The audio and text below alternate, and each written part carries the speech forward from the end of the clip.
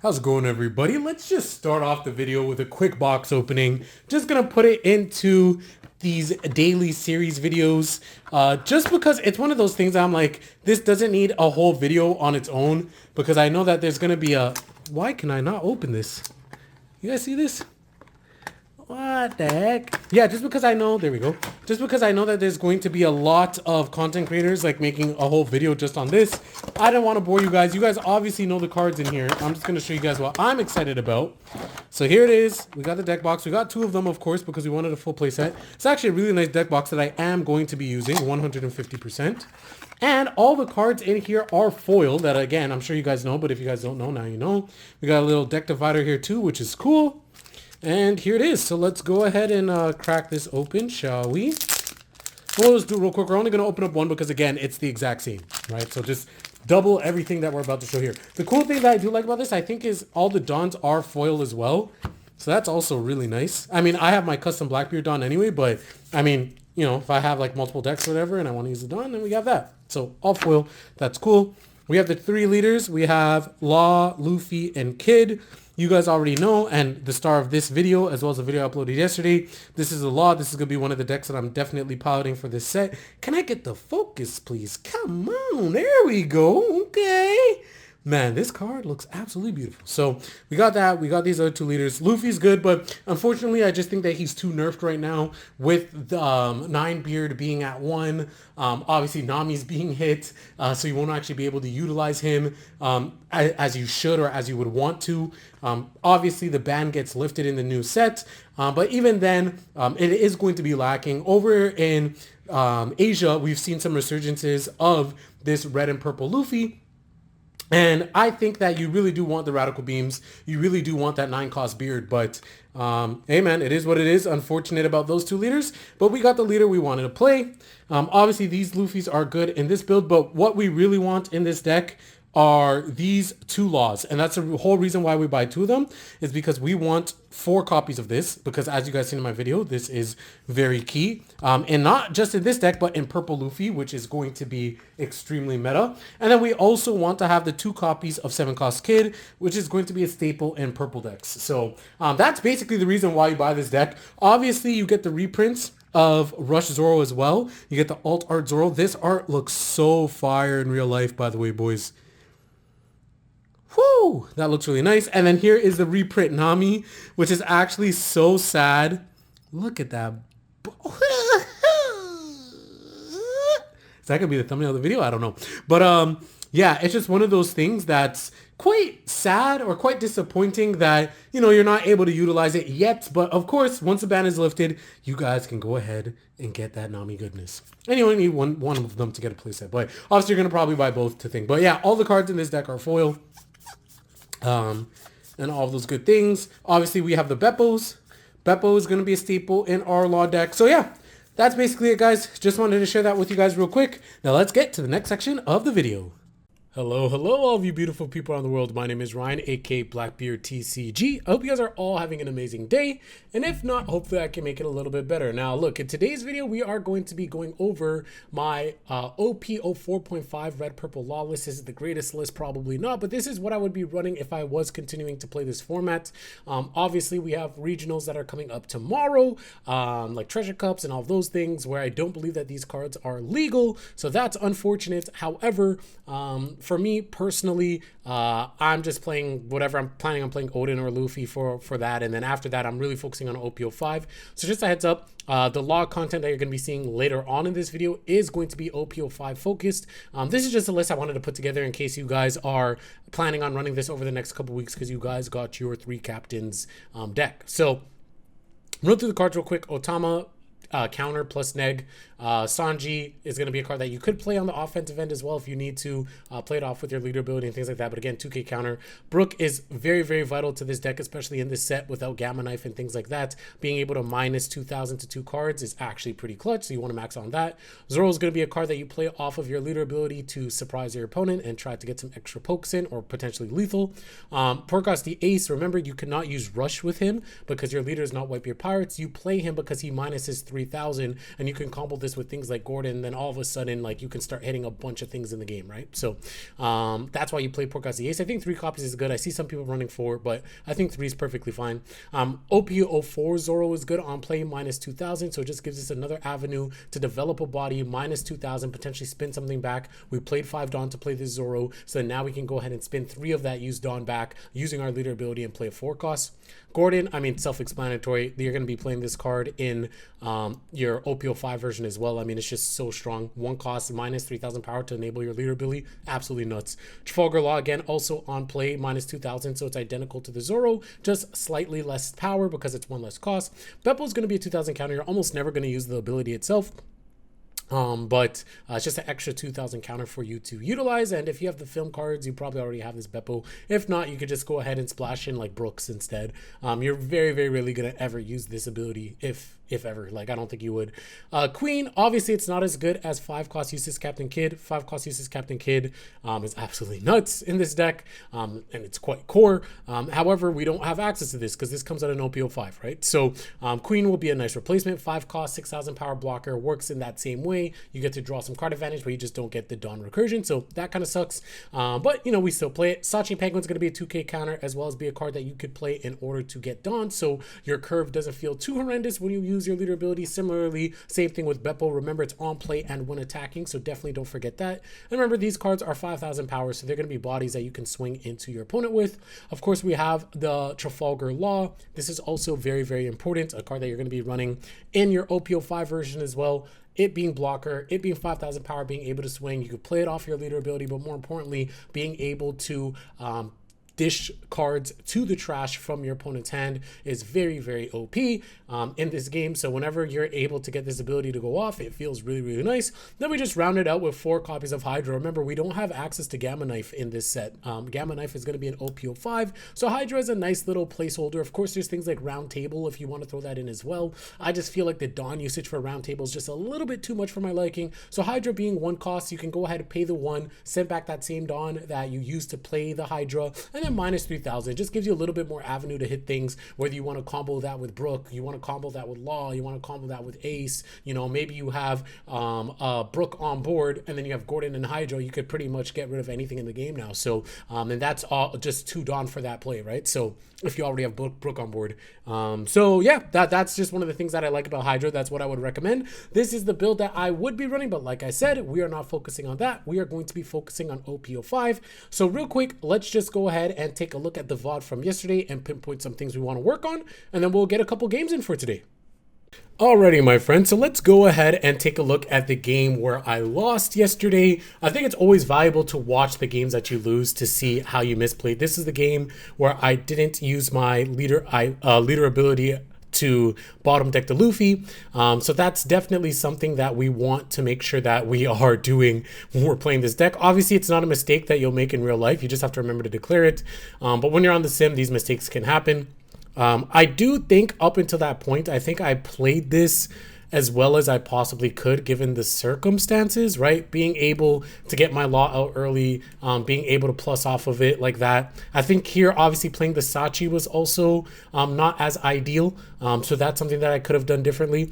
Remember, guys, when you play games, it's very hard to play 100% optimally every single time. Of course, those that win are those that are capable of doing that, right? The people that are more consistent, more often than not, are going to win more games, right? It's not rocket science. That's just how it goes with a lot of things. Again, if you've played competitive games before in the past, this should be nothing new to you. So again, today when I'm playing, my focus isn't necessarily to be let's win every single game that I play. It's more so going to be trying to be consistent with my plays, trying to see the lines of play. And again, the more that I play, the more I'll become like muscle memory, where I don't really need to think of it as much. Again, obviously, this is just the nature of the One Piece card game.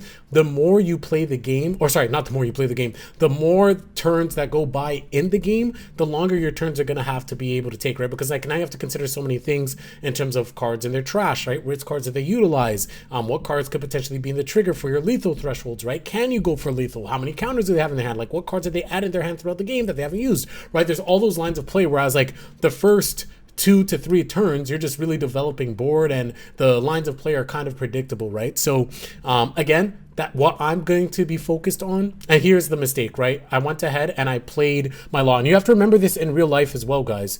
You have to declare the card that you're sending back before you play the card. If you choose to play the character after you send the Dawn back, because the Dawn is the cost, and then it's order of operations for the actual action. So if you choose not to bot deck something and you just play a character right off the bat and you don't bot deck anything, that means that you've chose not to bot deck something. So you can't go back. So if you're in a tournament and you try to do that and your opponent says, no, you can't do that, then yeah, technically they're right. Like, you know, like you could call it rule scumming or whatever, but you just read the card. That's how it works. So try not to make that mistake, because clearly in this game I would have won, because I would have been able to bot deck the Luffy and go for a lethal play potentially, or if not, be able to potentially even survive, right? Just by trying to counter off of these attacks. Because as you can see here, I have a 2k counter. He swings this. I pitch the 2k counter. He goes ahead and swings with this. I could have been able to block, but then now he has his Luffy to restand. Of course, there is that world where he just restands the Brook instead, but of course it would make a lot more sense for us to just completely bot deck that Luffy and try to go for the game. I mean, we probably would have lost anyway, just given the cards in hand. Would we have enough Dawn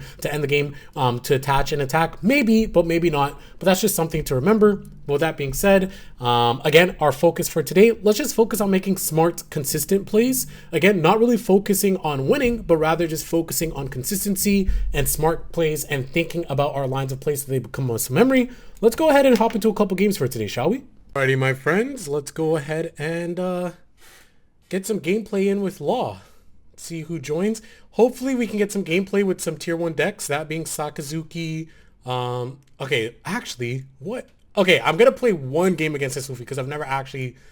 This is my first time ever seeing this Luffy, so I don't even know what this deck is capable of. Don't even know what I should mulligan for in this matchup. So let's just learn together, right? This is how you learn. So what does this Luffy do? 1 Dawn attach, 1 attacking, have 3 or less cards in your hand, draw a card. Okay, cool. We'll just play one game of this, and then we're going to try to find meta decks. Okay, here we'll just swing. Whoops. Let's swing. Oh, he just blocks. Okay. Oh, I was thinking he would take the hit and then I would be able to play something for free, play the Beppo, right? Be able to plus, but I mean, smart play by him. We'll take this. I mean, I could have pitched this Sachi, but you know, it's fine. Here comes Doflamingo. Okay, that's cool. Unfortunately, we won't really be able to hit the Doflamingo because it is 4,000 powers. So we won't be able to use our leader ability here because we don't really have anything. Of course, we can Gamma Knife and just kind of get rid of that if we want to try to do some tempo plays here, which I think might not be a bad idea just because we already decided to take a hit. Now, is it something we have to absolutely do? No, but remember, this Doflamingo can become a swing, and so by doing this, we technically get rid of 1 less card we have to pitch from our hand earlier on. At least this is just my line of thinking right now. And we already have another Gamma Knife for another future threat. If I didn't have another Gamma Knife, I wouldn't make this play. But I think because we have the Gamma Knife, I think we're completely fine making this play. So we can go ahead and do that. Then now, remember, of course, we are both at 4 Dawn now, right? So if we send Dawn back, we'll be able to Beppo. I think playing Beppo here would be a great idea, actually. But the thing is that he'll probably just block with the Doflamingo now that I've committed the Gamma Knife. But we'll just see what happens, right? Let's go ahead and just attach 2 Dawn and swing 7. We'll see if he decides to block here. He probably will, right? Because if not, this is gone anyways. But if he decides not to, and he just decides to take the hit, then we play Beppo. So he decides not to block. So he's committing to pitching cards from hand or taking the hit. He actually Gone reigns. So now he has 3 cards in hand. So I'm completely fine with that because now we can go ahead and return back 3 Dawn, spin that to the bottom, play Beppo, and get 1 Dawn back. We leave 1 Dawn open, so it's not ideal, but it's fine. Because now we only have to worry about 1 threat of attack from Luffy this turn, and we have some 2k counters in hand, right? We're sitting on 3 Sachi. So I'm believing that I should be able to not take damage this turn. He goes and plays the Basil Hawkins. So this one has wind blocking. Okay. Yeah, so this Luffy's going to be able to draw a lot of cards, right? That is one thing that I have to keep note. So here I'm going to pitch 2 and 1 just because I can. I feel like that's not too big of a deal to do. So here's the Basil Hawkins. Wind blocking, you get 3 or less cards in your hand, draw 1. Then this character gets 1,000 power for this battle. So I don't know what the order of operations is for this card, right?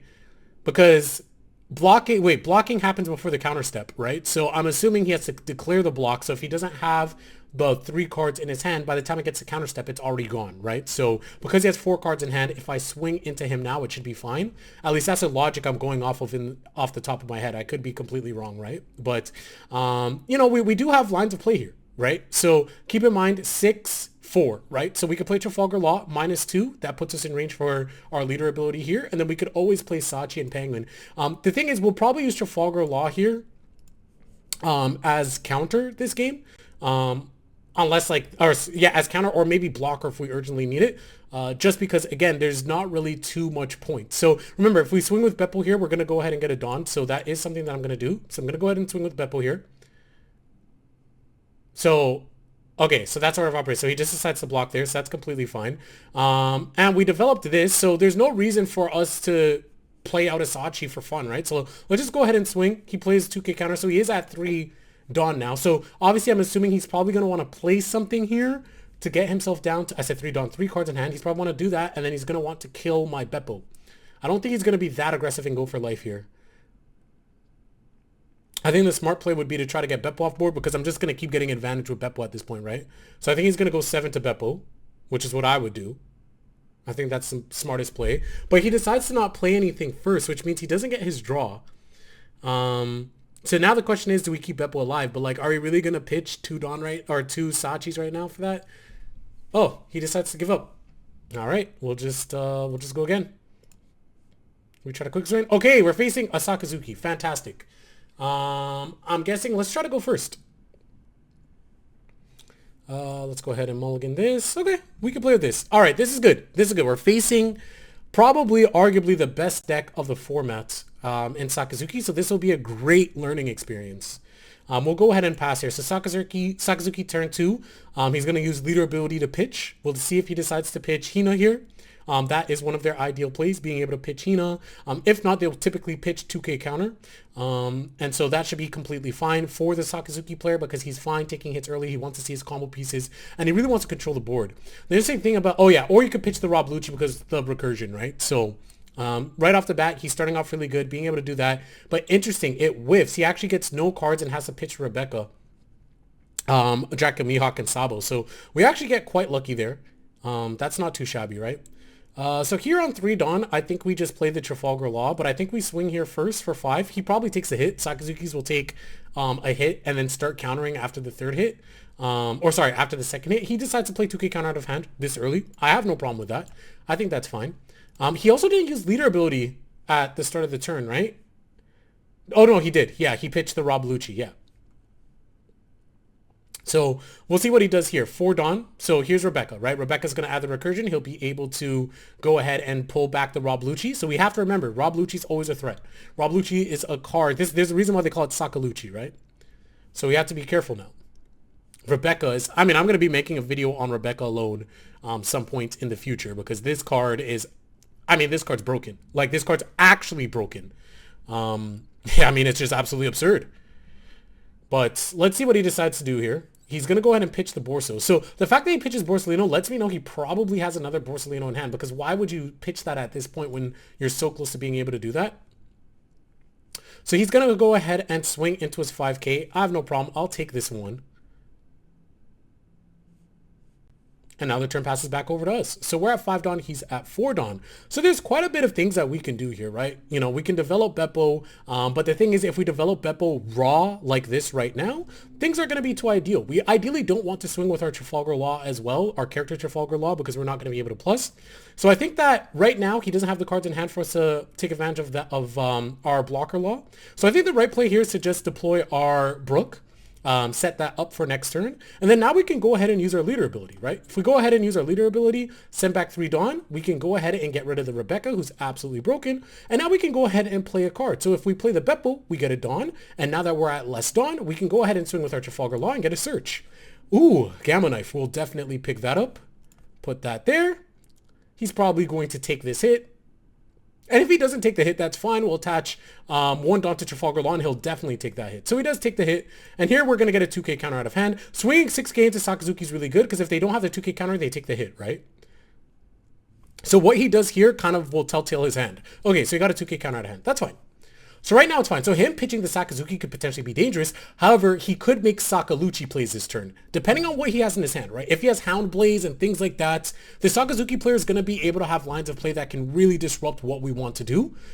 Because remember, we know he has a Lucci, right? He pitched it turn 1, he recurred it with Rebecca, that absolutely broken card. So this turn 3, turn 4 is when things get disgusting. Of course, he has Great Eruption as well. Yeah. So Great Eruption is going to be able to -2. So right now, his goal, his game plan is going to be able to create abilities that are 2 and 1. So he used the Great Eruption, but did he target anything to minus? Oh, yeah, he didn't minus anything here, which is quite interesting. So here, I'm actually just going to pitch one of the blocker laws. I think it's fine for now.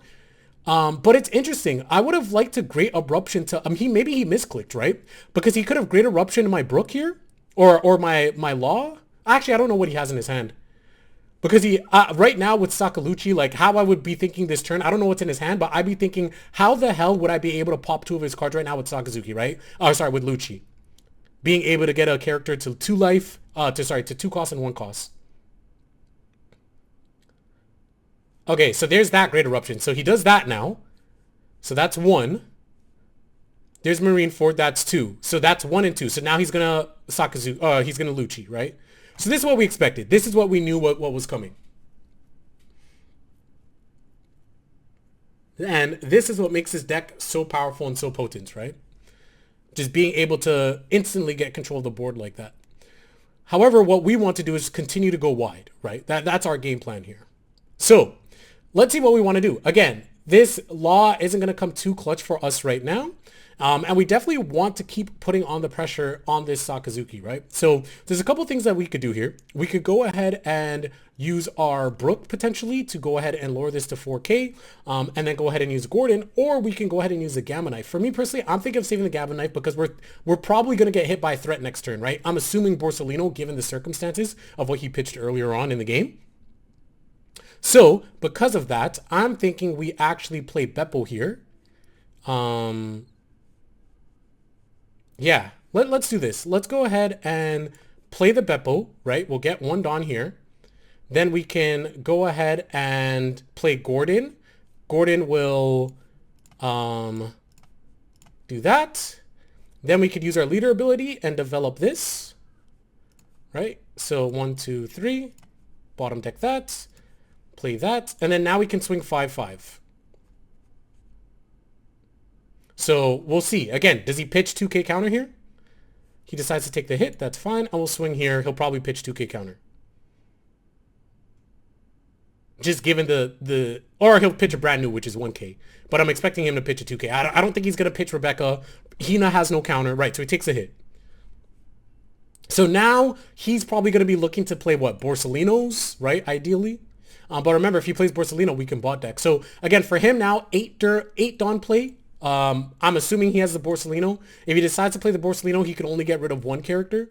So maybe he might want to go for another play. Who knows? Maybe he got another Lucci, right? These are all the lines of thinking. Again, I'm just speaking out loud, like, because I played a lot of Sakazuki, and this deck is actually quite technical, and it's too difficult for me. So that's why I'm not playing it. But because I've piloted the deck, and I've played dozens and dozens and dozens of games of it, I know the lines of play, and that's something that's really important, guys. You know, especially as I'm trying to actually take this game really seriously now.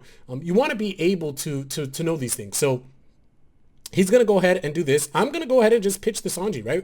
Well, why not? Keep it alive. He has 7 Dawn here. I'm assuming he's going to Borsalino. Yeah, so we predicted this a long time ago, right? So he sends Beppo to the bottom of the deck, so we're not able to plus. But now there's a lot of things that we could do, right? Like, we can just be really stupid with it here. We have a Gamma Knife, which is absolutely disgusting. So right off the bat, let's just take a look at how many cards he has in his hand. 1, 2, 3, 4, 5, 6. Meaning that if we can get him to take 1 more hit, then we will be popping off. Now, the thing is, in order to get him to take that hit, we would have to invest a lot of Dawn. So let's think, right? If we swing with our Trafalgar Law here, we're going to get a free search, which is absolutely nice. So ideally, though, you want to swing 6Ks at your opponents. So I could technically swing 6K, 6K, and then potentially go for game. If not, play the Trafalgar Law after Gamma Knifing. And you know what? Maybe that's a play that I'll do, and maybe it's a mistake. It could be a complete mistake, but let's try it. So let's go Brook. We'll go 6 Brook here. See if he pitches 2K. Or maybe he takes the hit. Okay, pitches 2K. So now the law play to rip cards out of hand is gone, right? We no longer have access to that play. That's completely fine. We'll go ahead and swing 6 here. We'll get a search. Oh, this is actually really good. Oh, we can't get the Zoro. Oh my god, I forgot. It's not a heart pirate. So we'll just get blocker law here.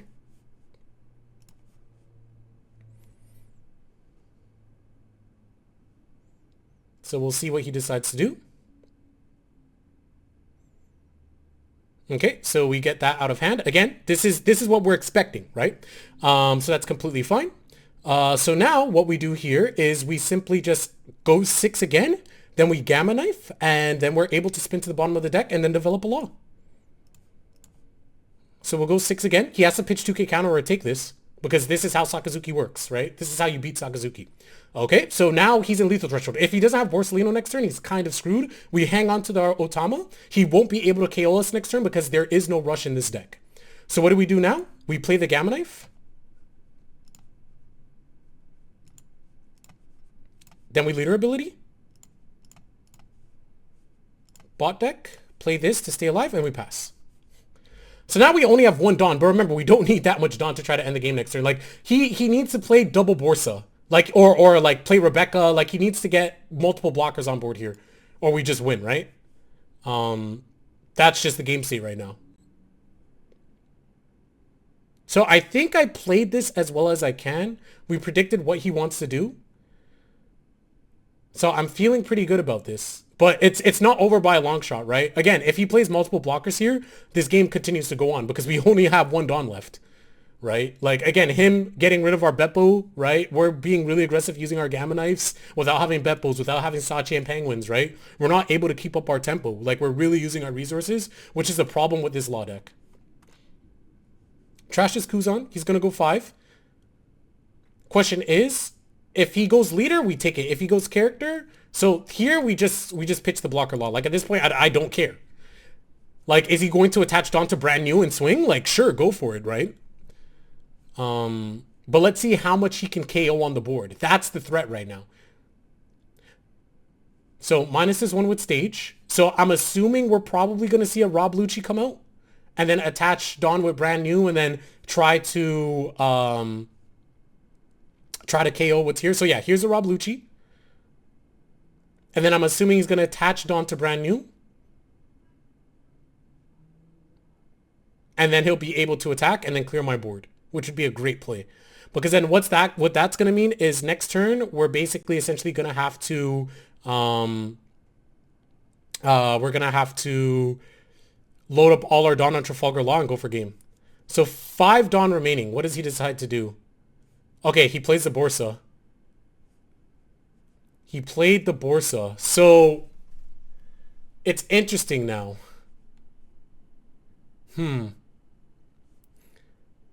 Because obviously Brook, we can go 6. Okay, this is going to be a good learning experience. Let's think about this play. We can go 6 with Brook, right? Blocks. He left 1 Dawn open. But if what? No. So that, why would he leave 1 Dawn open? Okay, I don't know. I don't know what counter he's playing, if he is. But if we go Brook, there's that. Then we can bot deck, but then we have no counter left. Wow.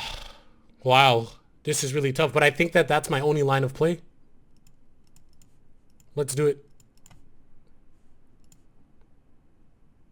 I think this is my only line of play. Because he has 1 Dawn left. He could have, like, one of these could be a 2K counter, right? Again, I don't think I lose next turn. Okay. So now we just go for the game here, right?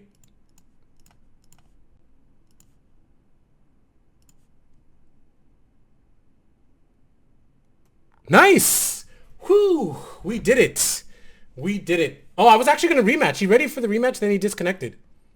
Okay, well, fair enough. Wow, that was a pretty good game. I think I played this pretty well. Guys, in the comment section below, if you have any advice on how I played that game, if my lines of play, like my thought process of what I was thinking was incorrect, maybe there was a glaring play that I didn't see, if I didn't play around it, please let me know. As you guys know, I'm completely open to constructive criticism. I'm honestly trying to get better, and if you guys have any tips, I will be posting it in the review sections of the video, so you guys will be able to learn with me. So anybody else that wants to learn along with me while piloting this deck, come on, join me. Let's have fun. This deck is so much fun. As you guys can see, you can beat these top tier decks if you know what you're doing and you expect and you play around them. So I had a blast. Gonna keep playing this deck. We're gonna have a ton of fun with this. Definitely gonna be playing some purple Luffy. But again, I really want to grind out this red purple law because I think that it is a really good deck. So with that being said, guys, love you all. I'm really enjoying these types of videos, this series.